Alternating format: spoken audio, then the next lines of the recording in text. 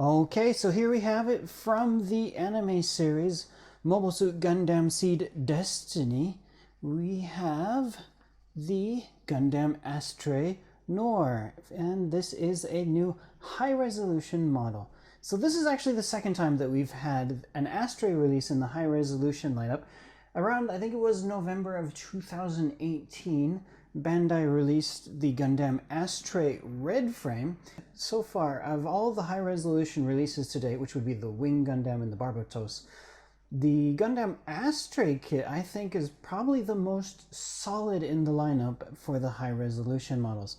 The Wing, high-resolution Wing, that thing was a giant hand grenade. Almost, if I just looked at it, the thing just kind of fell apart and the parts would fly off of it, and it was just a big, huge mess for me.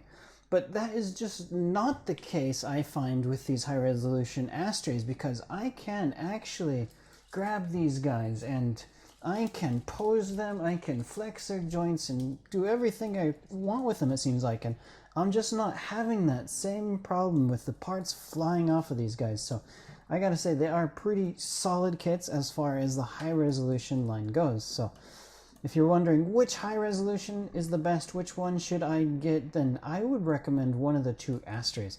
Alright, so since this one is just a new version, it uses the same inner frame that we saw in the red frame. And actually, you do get a couple of runners that are shared between this one and the red frame as well, so you will end up with a couple of spare parts after you've finished using all the parts needed for this kit. Although, to be honest, it's not a lot of spare parts that you end up with, just a few. But what's new with this guy is, of course, we've got these nice kind of wings for his flight mode. Of course, he's got a new V-fin, a couple of different armor pieces in there as well. So we'll take a look at all the different stuff that we can for this kit. And we'll start off by looking at the articulation. I'm pretty sure I did it for the red frame, but let's just take another look. Alright, so on the foot we have an adjustable toe joint, so you can pose that up or down. Now the ankle has some nice flex to it, so you're able to kind of get a good pose with these feet, I find. Maybe the side to side, yeah, it's pretty decent for its size, I say. Another good thing, the frame, of course, with all these high resolution kits, the frame itself is pre-assembled and it comes from China, so it's kind of like one of those metal build kits in a way, except the armor, the weapons, and all that stuff, you are cutting it off of sprues and you are putting it together yourself just like you would an actual model kit. So the only thing you don't actually have to build is the frame itself. But even though this frame is made in China, it does feel pretty sturdy to me, which is nice. So the knee is double jointed and you are able to get a pretty good range of movement with this guy as far as that goes. So you're able to get a really good range of movement for these legs between the knee and between this hip joint. So you shall be able to do anything you want with that. There's a bit of flex that you can pose with this guy. So not a huge amount, but I mean, being the torso, you really don't expect to have too much flex there to begin with, I think. All right, so the arm as well, just kind of a standard bit of a hand joint. It can twist around, and this part here in the lower arm actually does provide the flex to go forward. And then the elbow as well is going to be another double joint that allows you to pose it nicely. The shoulder, as I knock off one of those armor pieces there, the shoulder has you can actually get a better view of that shoulder joint while I knock that piece off there. The shoulder joint is pretty good as well, and you can see here he is able to actually flex his arm straight across the chest there. The wings are of course going to be on joints here, so you are able to flex them, and you're going to use that for the flight mode. So this mobile suit does have a flight mode, and we will show that off in a bit here. So right now, equipped on the kit itself, I have just a solid gripping punch hand type thing. You also do get a nice trigger hand. Let's see if I'll focus on that there. All right, so you get actually like gun posed trigger hands. We'll take a look at that with the weapon in a bit. You get a couple of other gripping type hands with holes in it. So this is probably going to be what you're going to use for when he's using one of the swords, which we'll show off a bit. And you get some kind of open jazz hand type hands.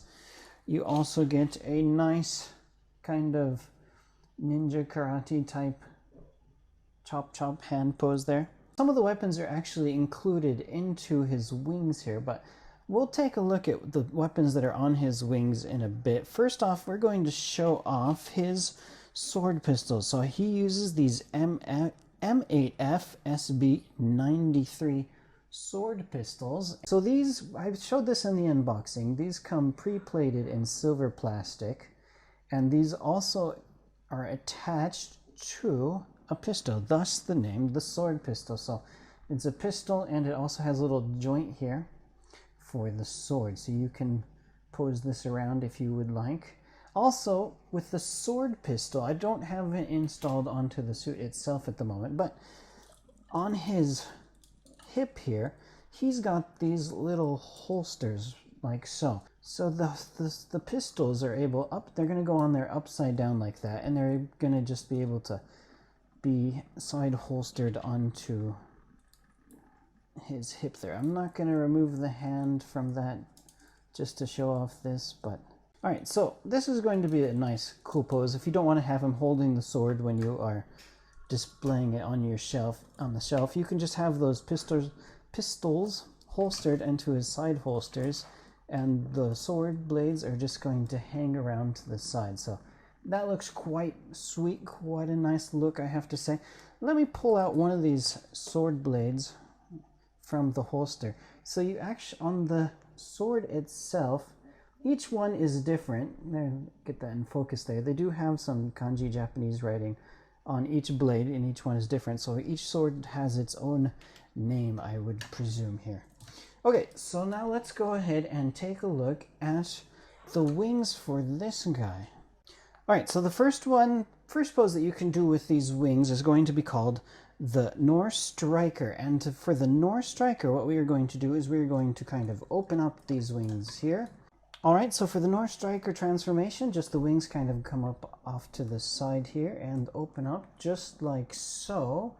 And there you go, you get this rather cool looking pose with those wings set here into the open position. Alright, so the next pose that we are going to do with the wings is going to be the flight mode. Alright, so let's set it up into flight mode. Alright, so now we have him set up in flight mode. So all you kind of have to do is just flip up those wings, make sure everything is closed if you already had it in that previous striker position. That's all there is really to it. And once you get these wings into the open position like so, they are quite long, I have to say. It's a cool look to this kit. So they also, when you're in the flight mode, this is also the time that you will be able to deploy the linear gun. So you can see the linear gun is part of the wing, and it's right here in the back. So for the linear gun, all you have to do is pop this out and rotate it up, and that's it. That's all you have to do. It's a rather easy thing to set up here. Let me stretch this one out. And it has a bit of a joint to it too, so whoops, my arm's in the way there. A bit of a joint, so you can get some nice movement and flexibility with these linear guns set up. So let's go ahead and take a look at this thing on the stand with the linear guns in the open position. Rather a cool looking feature, I have to say. Alright, so there is still one more weapon that we have not taken a look at, and that is going to be the Fragarak, I believe that's how you pronounce it, Fragarak 3 Beam Blades. So the Fragarak Beam Blades are also right now equipped on the wings. So let's go ahead and pop off one of these swords here. And of course you'll notice there is, the handle is already set up on it, and there's a joint. And there you go. So the open hand that we saw earlier, the gripping open hand, I'm sure this is going to be the one that you're going to want to use with this beam sword. And also with these beam swords, it does come with 2 clear effect parts. So you can set one on each blade, and I believe it's just going to snap right into this slot here on the top to give it that nice cool beam look. Rather snazzy, rather cool looking. Alright, so for this kit, you also get, I'll just leave him in that pose for now. you also get a nice sheet of stickers. Unfortunately, no water slide decals with this kit, but there are some cool stickers. It's basically the same type I remember coming with the other kits, like the Wing High Resolution and the, I believe the Astray Red Frame also had a sheet of stickers. So you can see there in that reflection of the light, it's not the same type of stickers that you get with a Master Grade kit or an HG kit. These are really come on a really glossy type plastic, so that kind of really makes me a bit hesitant to want to use these, because I mean the kit itself does have like a bunch of glossy plastic to it, so it is glossy itself, but with these stickers on there I just kind of have to worry that the gloss is going to make them really stand out, make the kit maybe look a bit more toy-like than I would prefer. So I would much rather prefer a water slide decal if they were to ever make a set for this kit. Unfortunately, I highly doubt that Bandai will ever do an official water slide decal set for this kit, but you never know, maybe a third party out there someday will. But to be honest, the kit as it is in just this standard form by itself, I'm not sure it really needs stickers, to be honest. I think it just looks cool by itself, especially with that nice shiny plastic. This is one of the nice type of kits that you can just build it and put it together, and you don't really have to paint it, I feel. Like maybe a Master Grade, you might want to paint it to get that really good look to it, but because Bandai went through all the effort of getting it those nice glossy parts and whatnot, really, I gotta say, it just looks great by itself as it is. So, would I recommend this Astray Noir? Definitely I would. It's one of the better high-resolution kits out there. Alright guys, thanks for watching.